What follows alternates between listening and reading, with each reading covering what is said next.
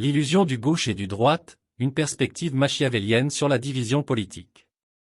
Dans le domaine de la politique, il existe une division persistante et, pour certains, exaspérante entre les idéologies dites gauche et droite. Beaucoup affirment que cette distinction n'est rien de plus qu'une illusion fabriquée pour diviser et manipuler les masses. Bien qu'il soit essentiel de reconnaître l'existence de différences idéologiques en politique, il est tout aussi important de considérer une perspective machiavélienne qui remet en question l'authenticité de ces divisions.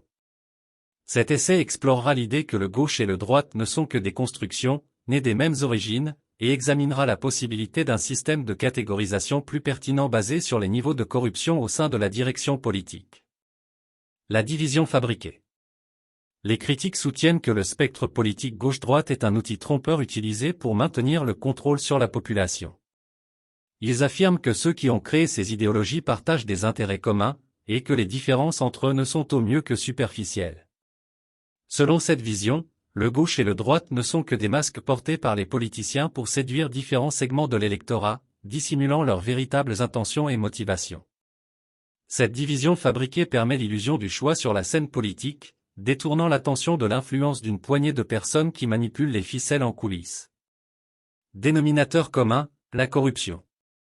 Lorsque l'on regarde au-delà de la surface, il devient évident qu'une analyse machiavélienne de la politique révèle un dénominateur commun plus important parmi les dirigeants politiques, la corruption.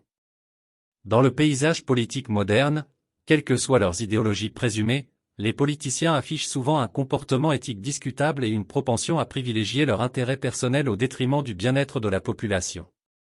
Des scandales aux agissements non éthiques, la corruption est un élément omniprésent qui transcende les lignes de parti. Peut-être, comme le suggère l'auteur de l'essai, devrions-nous abandonner le paradigme gauche-droite et nous concentrer plutôt sur la catégorisation des politiciens en fonction des niveaux de corruption qu'ils affichent. Cette approche, bien qu'elle soit loin d'être parfaite, présente un attrait machiavélien.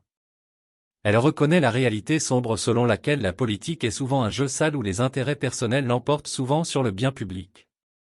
En évaluant les politiciens en fonction de leur niveau de corruption, nous pourrions peut-être créer une représentation plus précise de leur véritable nature, affranchie du masque du gauche ou du droite. La sponsoration comme nouveau paradigme. Une proposition intrigante avancée par l'auteur de l'essai est l'idée de distinguer les politiciens par leurs sponsors, à la manière dont les équipes de Formule 1 affichent les logos de leurs sponsors sur leurs combinaisons et leurs voitures. Ce concept porte la perspective machiavélienne à un nouveau niveau, où les véritables faiseurs de roi derrière les politiciens sont mis en lumière.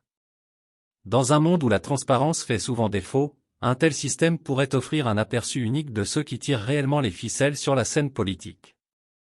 En conclusion, l'idée que le gauche et le droite sont des distinctions fabriquées pour diviser la population est provocante et mérite d'être prise en considération. Bien qu'il puisse être une simplification excessive d'affirmer que le gauche et le droite manquent complètement d'authenticité, il est essentiel de reconnaître que le paysage politique est bien plus complexe qu'une division binaire ne peut le capturer. D'un point de vue machiavélien, la prévalence de la corruption parmi les politiciens transcende les frontières idéologiques. L'idée de catégoriser les politiciens en fonction de leur niveau de corruption ou de leurs sponsors introduit un nouveau paradigme intéressant qui pourrait conduire à une compréhension plus précise de la scène politique.